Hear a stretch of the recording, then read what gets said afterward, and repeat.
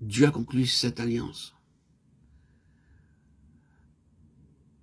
La première fut avec Adam, Genèse 3, 15. La seconde avec Noé, Genèse 9, 9, 11. La troisième avec Abraham, Genèse 7, 17, 19. La quatrième est établie avec Moïse dans Deutéronome 18, 15. La cinquième avec David, de Samuel 7, 12, 13. La sixième avec le Seigneur Jésus-Christ. Au psaume 2, 7, 8, les nations et les extrémités de la terre ont été promises au Seigneur Jésus-Christ comme son héritage.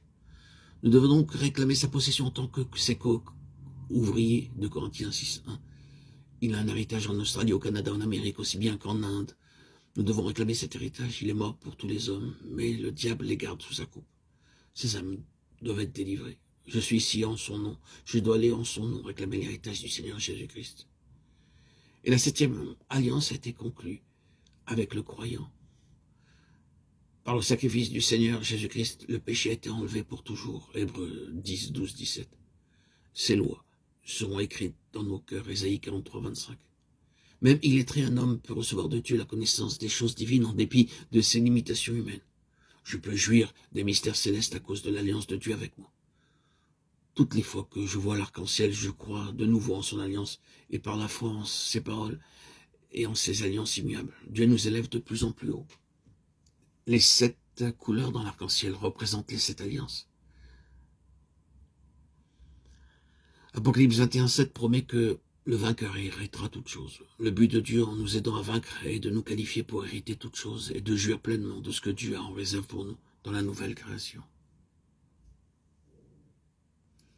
Les chapitres 4 et 5 de l'Apocalypse révèlent la gloire du Seigneur Jésus-Christ dans l'Église céleste, quand l'Église sera rendue parfaite.